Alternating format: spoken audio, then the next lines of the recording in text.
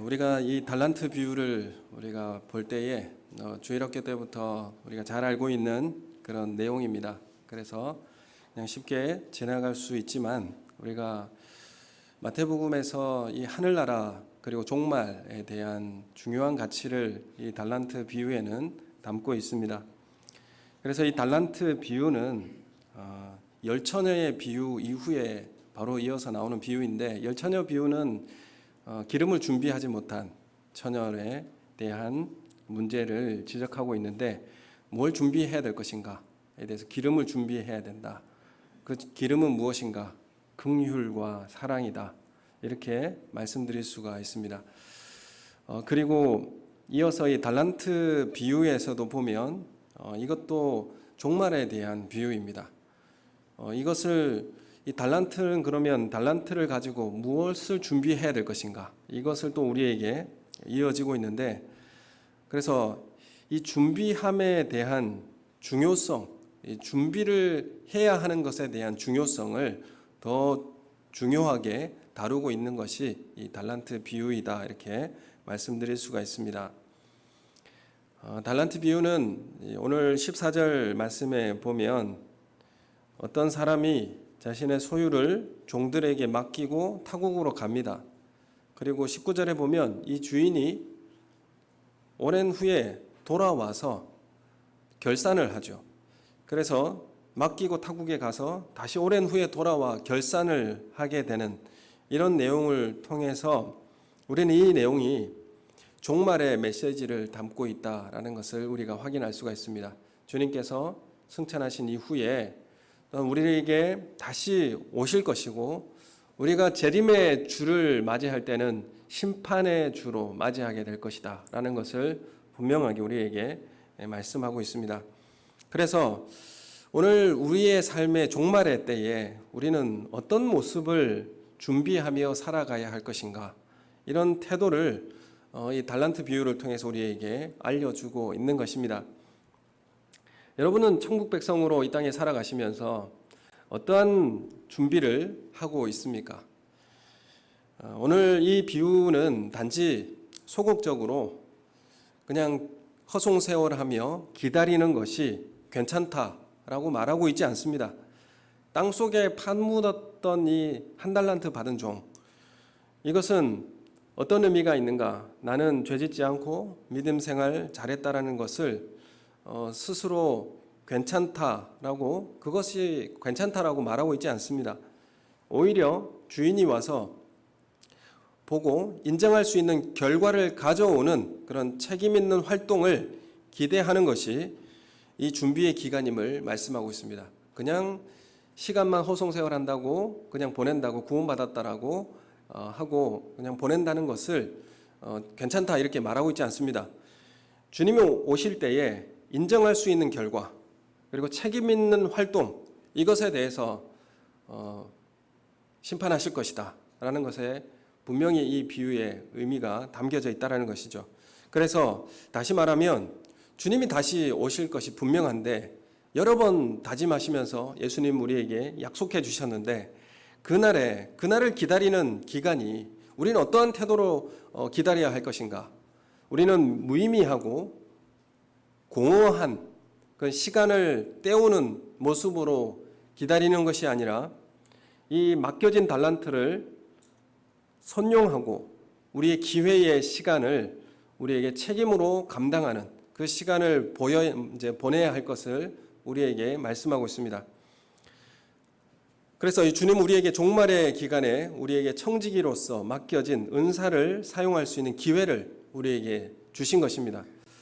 여러분, 우리가 안식일을 지켜야 한다라고 할 때에, 과거에 우리 정은교회 성도님들이 안식일을 지키는 것이 일하지 말라 이렇게 말씀하셔서 일하지 않기 위해서 차도 안 타고, 그리고 먼데 계신 분들은 그 전날 교회에 와서 하룻밤을 주무시면서 그 주일을 지켰습니다. 그리고 점심 이후에 오후 저녁 예배까지 일을 하지 말라고 했으니까 낮잠을 그냥 잤습니다. 아무 일을 하지 않은 것이죠. 이것이 일하지 말라고 하는 것이 의미가 이렇게 아무 일도 하지 말라는 의미겠습니까? 이 일하지 말라는 의미는 생업을 중단하라는 의미죠. 나의 생명을 위해서 일하는 그 생업을 중단하는 의미고, 이 안식일을 지킨다는 것은 이제 내가 힘쓰고 노력해서 내가 영원한 양식을 얻는 것이 아니라 하나님께서 거저 주시는, 내가 일하지 않아도, 내가 힘쓰지 않아도 하나님께서 나에게 거저 주시는 그 은혜로 인해서 나에게 영원한 생명이 주어진 것에 대한 믿음의 고백이 바로 이 생업을 중단하는 것으로 나타나게 되어 있습니다. 그래서 생업을 중단한다는 것, 그것은 나의 생명이 하나님께로부터 주어지고 있고 나는 영원한 이 안식을 우리는 보장받았다라고 하는 믿음의 고백이 여기에 담겨 있는 것이죠. 그리고 안식일 날 이제 나귀나 짐승이 구덩이에 빠져 있으면 건져내지 않겠느냐라고 예수님께서 말씀하시면서 제사장적 책임과 직분은 적극적으로 안식일 날 행해야 될 것을 주님 말씀하고 있습니다. 그래서 우리는 오늘 이 기간이, 종말의 기간이 우리는 그냥 시간을 때우고 그냥 허송세월하며 지내는 것이 아니라 주님께서 맡겨주신 제사장적 맡겨진 은사와 또 그 책임과 기회를 적극적으로 사용해야 될 것을 우리에게 말씀하고 있는 것입니다. 이 한 달란트라고 할 때에 이 한 달란트는 요즘 환율로 계산해서 이제 후하게 한번 생각해 보면 한 10억 이상 됩니다. 한 달란트가 10억 이상이니까 한 달란트라고 해도 작은 게 아니라 엄청난 양의 금액이다, 이렇게 말씀드릴 수 있고요. 그리고 당시의 상황을 볼 때에 노예, 그러니까 소장농인데 이 소장농 노예에게, 노예는 자유가 없는데 이 노예에게 이 거대한 금액이 주어진다는 자체가 사실은 그 상황과 맞지 않는 과도한 금액을 받은 그런 의미가 여기에 담겨져 있습니다. 그러니까 상상할 수 없는 과도한 금액이 나의 신분과 처지에 걸맞지 않는 것들이 주어진다, 그런 의미가 여기 달란트 비유에 담겨 있는 것이죠.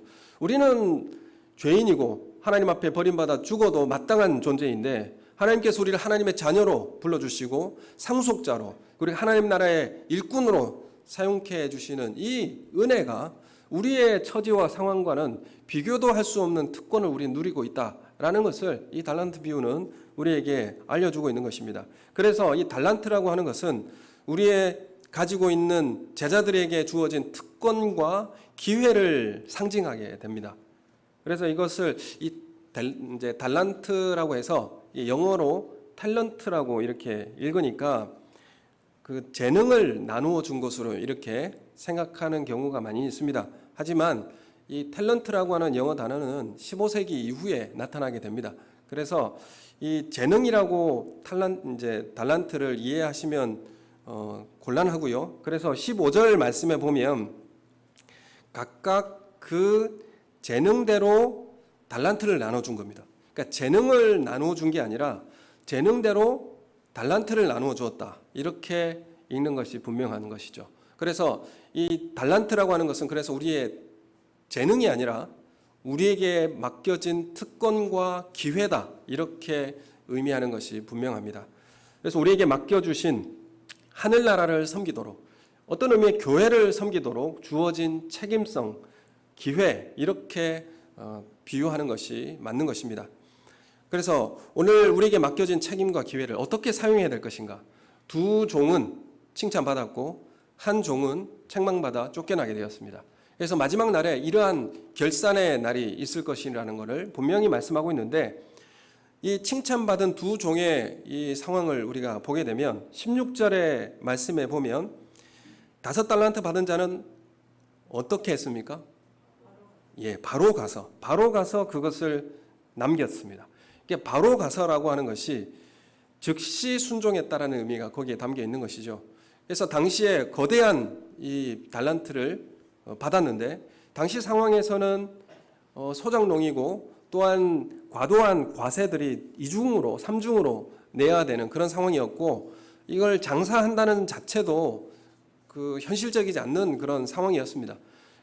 그래서 100%에 대한 자원을 투자한다고 해서 60%의 원금을 회수할 수 있을지 없을지가 이게 이제 보장되지 않는 그런 시대였습니다. 그래서 맡겨주신 것을 즉시 순종한다는 것은 이것은 정말 무모한 일이다 이렇게 말씀드릴 수 있는 것이죠. 그래서 설정 자체도 말도 안 되는 설정이지만 이걸 즉시 순종한다는 것, 이 의미도 이것도 있을 수 없는 일이다 이렇게 말씀드릴 수 있는 것이죠. 그런데 하나님 나라를 그 특권과 기회를 받은 사람들은 현실적이지도 않고 또한 이것이 실제적이지 않는 것인데 즉각적으로 순종해야 되는 이런 일들, 이런 모습으로 우리의 책임과 기회를 사용해야 된다는 사실을 우리에게 말씀하고 있습니다. 17절에도 2달란트 받은 자도 그와 같이 하였다. 말 그대로 바로 가서 즉시 순종했다라는 것을 의미하게 됩니다. 그래서 우리가 이 제자로서 이 종말의 때를 어떻게 살아가야 하는 태도, 그 어떤 모습으로 살아가야 할 것인가. 앞서서 이 등불에 대한 비유가 있습니다. 등불을 말 아래에 두지 않습니다. 말이라고 하는 것은 이제 바람이 불면 등불이 꺼질까 봐서 이렇게 말이라고 하는 이런 탁 가두어 두는 것이죠. 그럼 불이 꺼지지 않습니다. 근데 말 아래에 두면 불빛이 안 나오죠. 그러니까 등불은 말 아래에 두지 않고 어디에 두어야 됩니까? 등경 위에 두어야 합니다.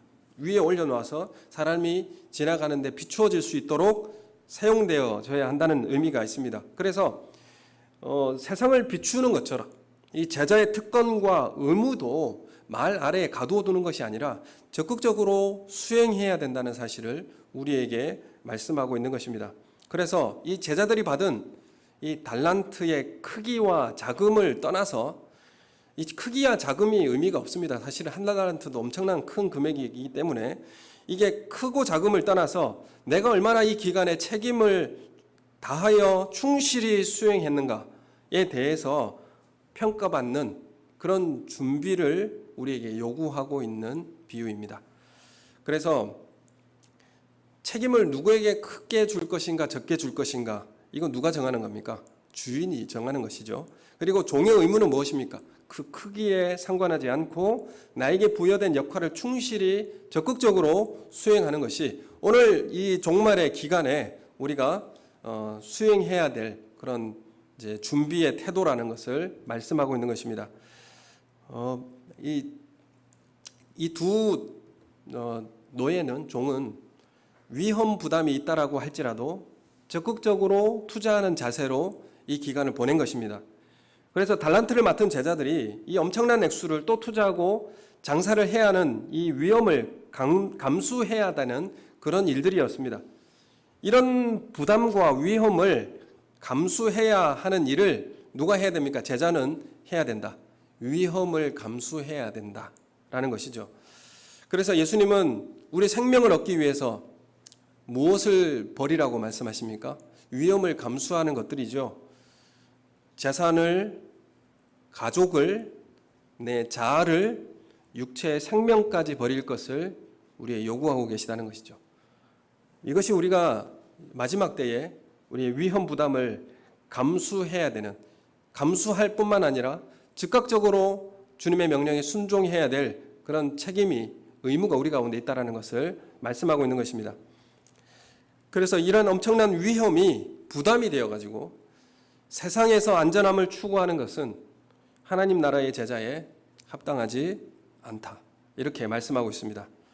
그래서 우리는 이 엄청난 달란트를 안전하게 보존하는데 급급한 모습으로 살아가서는 안 된다라는 것을 말씀하고 있고, 위험이 따르더라도 그 달란트를 하나님 나라를 위하여 과감하게 투자하는 그런 자세를 가지고 이 기간을 준비하며 살아야 한다라는 것을 분명히 말씀하고 있습니다. 이 두 종의 충성된 대가는 무엇입니까? 이 두 종이 5달란트 남기고 2달란트 남기고, 이 충성된 대가의 보상은 무엇인가 하면 이제 죽을 때까지 받을 연금이었습니까? 그것도 아니고, 집 한 채 받은 것도 아니고, 유급 휴가를 받은 것도 아닙니다. 21절에 보면 이 대가를 뭘 받았습니까? 내가 많은 것을 내게 더 맡길 것이다, 이렇게 말씀하시죠. 내가 많은 것을 내게 맡길 것이다. 23절의 말씀에도 보면 두 번째 종에게도 이렇게 말합니다. 많은 것을 내게 맡길 것이다. 이렇게 말씀하시죠. 그래서 이 충성된 대가는 무엇으로 주어지게 됩니까? 그것은 더 큰 책임을 맡기는 자로 임명하는 보상이었습니다. 문화의 비유에도, 누가복음에 나오는 문화 비유에도 보면 10고을 다스리는 그런 권한을 주십니다. 그래서 그 더 큰 책임과 그 의무를 임명하는 보상으로 우리에게 주어진다는 사실을, 그러니까 하나님 나라의 더 큰 의무와 책임으로 맡겨지는 그런 임명자로서 우리에게 허락하신다는 것을 말씀하고 있습니다. 그리고 이제 세 번째 종에게 대해서 아주 길게 이제 평가하고 다루어지고 있는데, 사실 이 한 달란트 받은 종에 대한 평가를 통해서 우리에게 경고하고 있는 내용들이 나오고 있습니다. 이 한 달란트를 땅에 감추었는데, 이 방식이 사실은 땅에 감춘다는 것, 거대한 이 금액을 땅에 감춘다는 것은 당시 사회적 현실에서는 지혜로운 방식이었습니다. 아주 현실적이고 아주 지혜로운 방식이었습니다. 왜냐하면 이걸 투자해봤자 60% 원금 이제 회수도 어려운 상황이고 더 큰 위험이 초래되기 때문에 땅바닥 이제 땅에 파고 묻어 놓는 것이 가장 현명한 그런 방식이었다라는 것을 우리가 알게 되는 것입니다. 그래서 너무 세금과 수탈이 심했기 때문에 원금조차 보존할 수 없는 그런 시대였습니다. 그래서 이 세 번째 종은 어떻게 한 것입니까? 내가 옳다고 생각하는 것, 그것으로 결정해서 땅에 파묻은 것이죠. 그래서 이 종은, 세 번째 종은 내 삶의 주인이 누가 된 것입니까? 내가 된 것이죠. 내가 판단해 보니까 세상적 그런 상황을 볼 때는 이게 땅에 파묻는 것이 가장 지혜로운 방식이고 현실적인 방식이고 원금을 보존할 수 있는 가장 최선의 방식이다라는 것을 생각하고 내 뜻에 내가 주인이 되어서 이 달란트를 내가 숨기게 된 것이죠. 그래서 이 세 번째 이 종이 가졌던 삶의 기준이 무엇입니까? 그것은 주인의 말씀이 아니라 사회적 현실의 이해 득실이 자신의 기준이 된 것입니다. 여러분, 우리가 이 땅에서 살아갈 때 제자의 기준이 무엇가 되어야 될 것인가? 사회의 현실에 대한 이해 득실이 나의 기준이 되어서 내가 신앙생활이나 내 삶을 결정할 것인가? 아니면 하나님의 말씀이 그것이 우리에게 기준이 되어서 실천하고 헌신할 것인가? 그것도 그냥 그런 것이다라고 인식만 하는 것이 아니라 실제적으로 바로 즉시 순종할 수 있는, 위험을 감수할 수 있는 제자의 삶을 살 수 있는가? 그것이 우리에게 지금 요구되어져 있는 달란트 비유의 내용입니다. 여러분, 이 세 번째 종에게 있어서 더 큰 문제가 있습니다. 그거는 자신이 주인 되어서 내 평가와 내 판단으로 수행하는 그것보다 더 큰 문제는 주인에 대한 잘못된 생각인 것이죠. 주인에 대해서 뭐라고 생각하고 있느냐 하면 24절의 말씀을 우리 함께 읽겠습니다. 시작. 한 달란트 받았던 자는 와서 이르되 주인이여 당신은 굳은 사람이라 심지 않은 데서 거두고 해치지 않은 데서 모으는 줄을 내가 알았으므로. 아멘. 이 한 달란트 받은 이 종은 주인을 어떻게 생각했냐면 굳은 사람이다, 무서운 사람이다 이렇게 생각하고 있었고, 심지 않은 데서 거두고 해치지 않은 데서 모으는 주인, 해치지 않는데 그거는 추수할 때 타작하는 것을 의미합니다. 타작하지도 않고 모으는 주인, 불로소득하는 사람이다 그런 의미가 있고, 그래서 당시에 고리대금업자를 지칭하는 그런 내용입니다. 그래서 주인은 아무것도 하지 않고 소득을 착취하는 그런 두렵고 엄한 사람으로 그렇게 주인을 알고 있었습니다. 그래서 주인이 엄하기 때문에 사업에 실패했을 때에 받게 될 평가가 두려워서 아무런 시도조차도 할 수 없었다라고 하는 핑계이죠. 주인이 엄하기 때문에 이것을 지금 현실적으로도 투자하면 원금도 회수할 수 없는 이런 상황에서 당신과 같은 굳은 사람이 나에게 와서 실패했다고 그렇게 평가하게 될 때에 그 평가가 두려워서 나는 숨겨두었다라고 이제 핑계를 하고 있는 것입니다. 주인이 어떤 사람이라는 것을 이 세 번째 종은 잘 알고 있었죠. 알고 있었다라고 한다면, 그렇게 알고 있었다라고 한다면 자신의 행위에 대해서, 그러니까 땅에 묻어두었던 것에 대해서도 어떤 평가가 있을지에 대해서 예상할 수 있었던 것입니다. 이 주인이 이렇게 얘기하죠. 게으른 종아, 내가 이런 모습인 줄을 그렇게 네가 알았느냐라고 하면서 26절에 말씀하고 27절에 그러면 네가 마땅히 은행에라도 맡겨서 원금과 이자도 함께 받아야 했을 거 아니냐라고 이렇게 도리어 또 책망을 받게 되는 것이죠. 그래서 이 종은 자신의 이제 행위에 대해서 어떤 결과가 있을지 예상하고 있었음에도 불구하고 아무런 일을 하지 않는 것은 자기 모순이죠. 주인을 이렇게 생각했다면 그러면 열심히 뭐 돈을 맡기기라도 해야 되는데 그것조차도 하지 않았다는 것입니다. 그래서 이 세 번째 종의 이 모습은 자신의 실패와 그 원인을 누구에게 그 책임을 돌리고 있습니까? 주인에게 그 책임을 돌리고 있는 것을 보게 됩니다. 이것은 우리가 아담이 에덴 동산에서 하나님의 명령을 불순종하고 나타났던 이제 뒤의 모습을 우리가 보게 되는 것이죠. 자신의 실패의 원인을 어떻게 합니까? 하나님께서 나에게 주신 그 여자를 통해서 내가 죄를 범하게 되었다라고 이 자신의 실패의 원인을 누구에게 돌리고 있습니까? 하나님께 돌리고 원망하고 있는 모습을 똑같이 우리는 확인하게 되는 것입니다. 그래서 이 한 달란트 받은 종은 자신의 생각과 고집으로 하나님 나라를 반대한 것이죠. 마태복음 이런 사람을 뭐라고 부르냐면 악한 자다 이렇게 부르고 있습니다.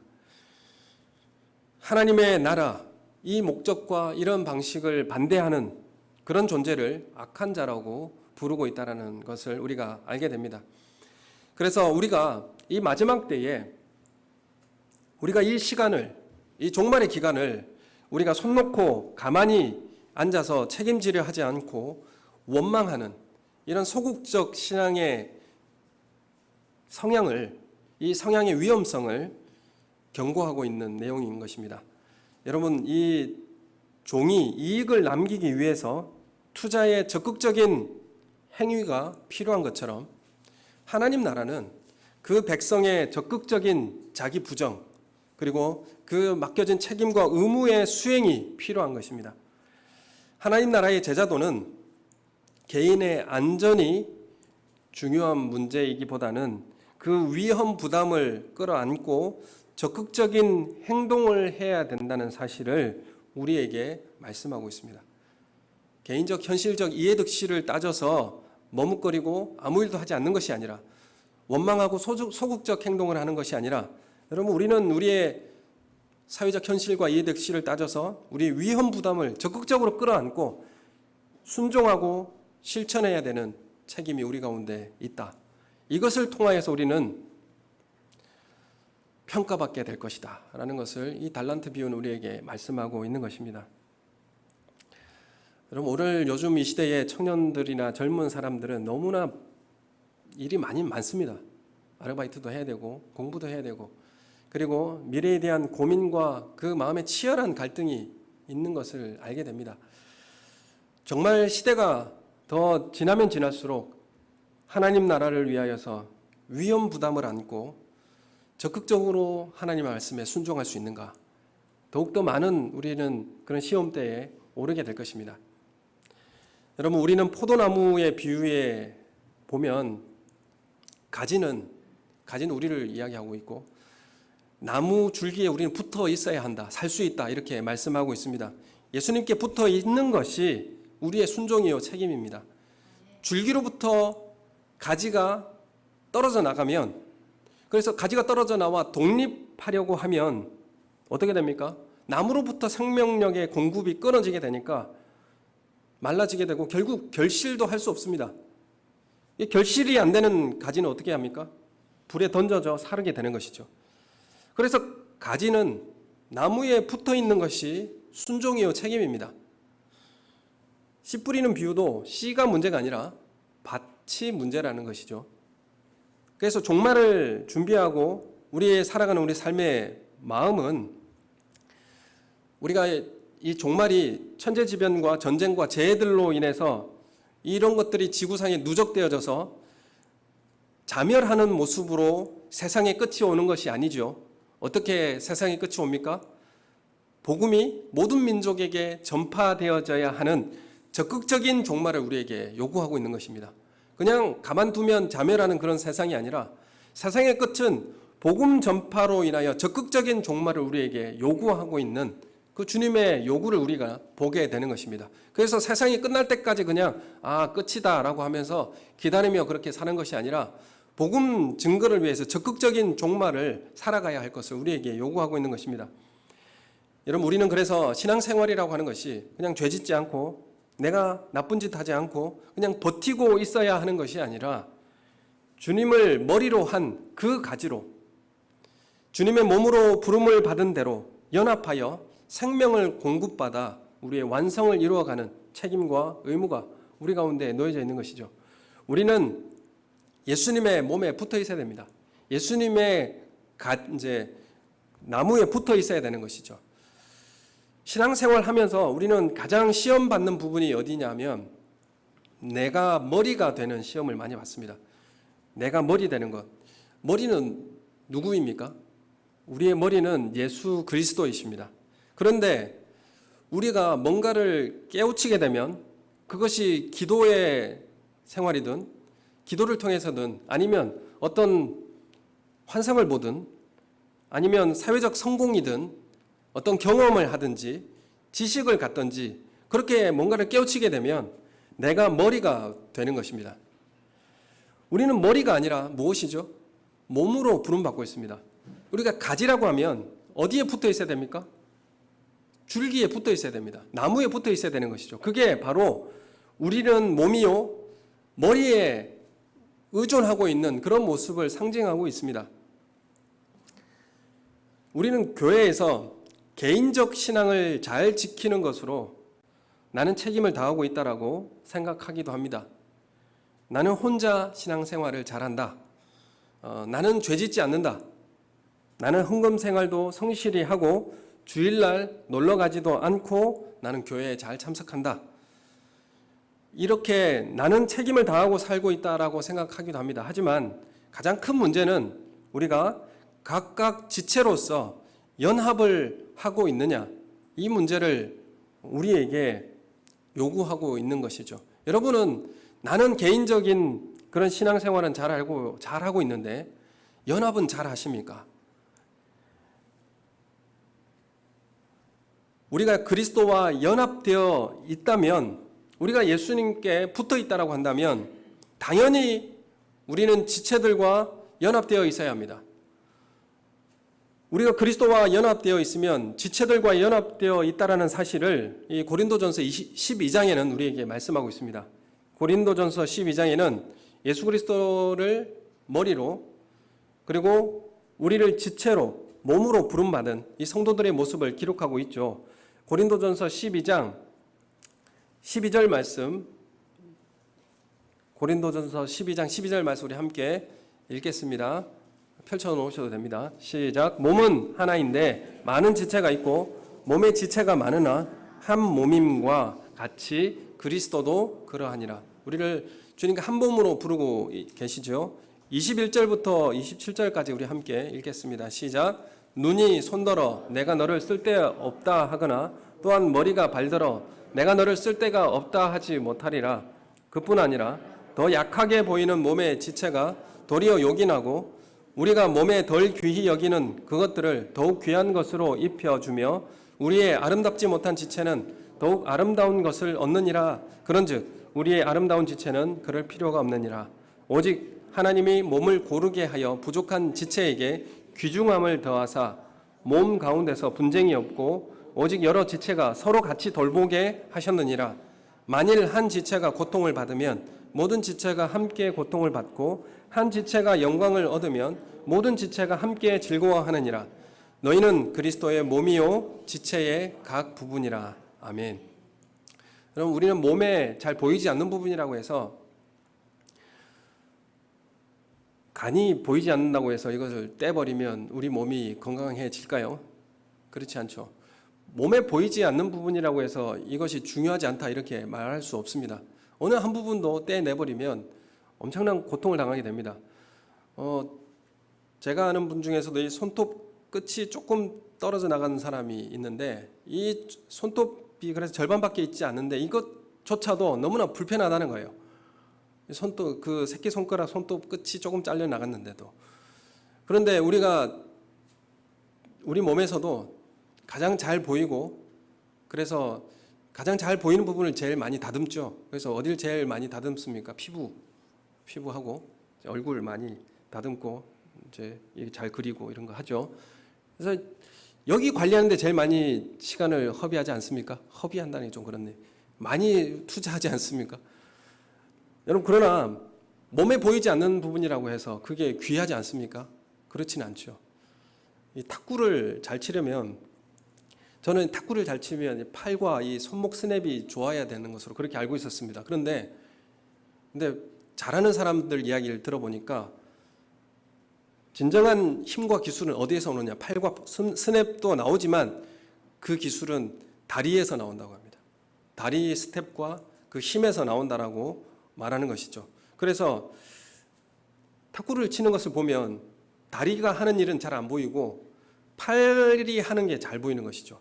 그래서 잘 보이는 게 일을 잘한다. 그래서 안 보이는 쪽은 없어도 된다. 이렇게 판단하게 되면 아마추어 같은 생각이다. 이렇게 말씀드릴 수 있는 것입니다. 여러분 우리가 교회에서 우리가 마지막 종말의 때를 살아가면서 우리가 적극적으로 그 말씀을 순종하고 우리가 머리 되지 않고 지체가 되어서 주님의 머리에 순종하고 적극적으로 붙어 있다라는 그런 의미가 어디에 있습니까? 우린 연합을 그렇도록 잘 해야 된다는 것을 우리에게 요구하고 말씀하고 있는 것입니다. 그래서 신앙생활, 하나님 나라의 제자도 이런 것이 하나님 나라를 위한 일과 준비라고 생각하죠. 우리 제자도라는 것이 하나님 나라를 위해서 일하는 그런 일, 이렇게 말하고 있는데 이 일이 지체들과의 연합이라고 하는 것으로 연결하지는 잘 못하는 것 같습니다. 하나님 나라의 일이 서로의 연합과는 좀 별로 상관이 없다 이렇게 생각하고 있는 분들이 많다라고 생각되어지는 것이죠. 여러분 우리의 성도들과의 서로의 연합은 너무나 소중하고 중요한 문제입니다.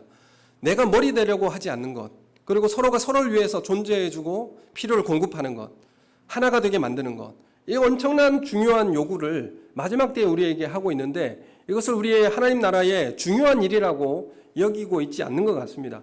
주님께서 우리에게 맡기신 이 달란트의 책임을 다하기 위해서는 교회에 들어와야 되죠. 그리고 다른 지체들과 어떻게 됩니까? 섞여서 연합해야 되죠. 이렇게 하지 않고 어떻게 하나님 나라의 일을 할 수가 있겠습니까? 준비하고 맡겨진 일은 함께 해야 하는 일입니다. 그래서 함께 할 수 있는 삶을 교회 안에서는 구가해야 되는 것입니다. 그래서 우리 교회 안에서 우리가 서로를 바라볼 때 왜 저 원수는 왜 절에 안 가고 예수 믿어서 하나님 나라의 일을 저렇게 방해할까? 라고 생각하지 마시고 그 사람하고 같이 일해야 한다는 것입니다. 아멘 하십니까? 에베소서 4장 1절에 4절 말씀을 한번 보겠습니다. 에베소서 4장 1절에서 4절 말씀 우리 함께 읽겠습니다. 시작. 그러므로 주 안에서 갇힌 내가 너희를 권하노니 너희가 부르심을 받은 일에 합당하게 행하여 모든 겸손과 온유로 하고 오래 참음으로 사랑 가운데서 서로 용납하고 평안에 매는 줄로 성령이 하나 되게 하신 것을 힘써 지키라. 몸이 하나요 성령도 한 분이시니 이와 같이 너희가 부르심의 한 소망 안에서 부르심을 받았느니라. 아멘. 에베소서가 무슨 말씀입니까? 이게 교회 공동체로서 부름받는 내용을 말씀하고 있죠. 우리 개인적 구원에 대해서도 말씀하십니다. 로마서에. 에베소서는 교회 공동체의 하나됨을 통하여서 구원받는 것을 말씀하고 있죠.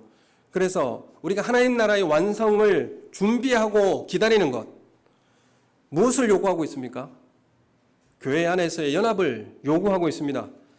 그래서 신앙을 우리가 뭘 준비해야 됩니까? 연합을 위해서 뭘 준비해야 됩니까? 2절 말씀에 보면 모든 겸손과 온유, 오래 참음, 사랑 서로 용납, 이것으로 지체가 연합되는 것입니다. 그래서 이것을 우리에게 준비해야 되는 것이고 이것을 우리가 적극적으로 수행해야 되는 것이 바로 이런 것입니다. 이것을 우리가 준비해야 되는 것이지 능력으로, 재주로, 재능으로, 힘으로, 돈으로 하는 것이 아닙니다. 여러분, 우리는 우리의 지체가 하나님 나라를 일을 하기 위해서 무엇을 준비해야 되는가? 내 재능으로 일하는 것이 아니죠.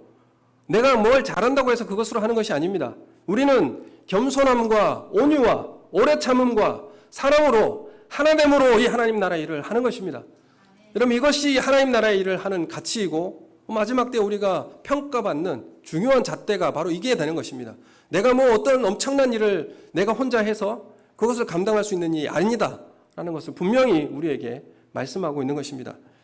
여러분, 우리가 이 영원한 생명을 얻기 위해서 우리 자신의 자아와 생명까지도 적극적으로 버리는 과감한 투자가 우리에게 필요하다고 한다면, 여러분, 우리 형제들과 지체들 가운데서 서로가 연합되게 하기 위해서 내 자아와 생명과 이 내 가치를 모두 다 적극적으로 버리는 과감한 투자가 있어야 되지 않겠습니까?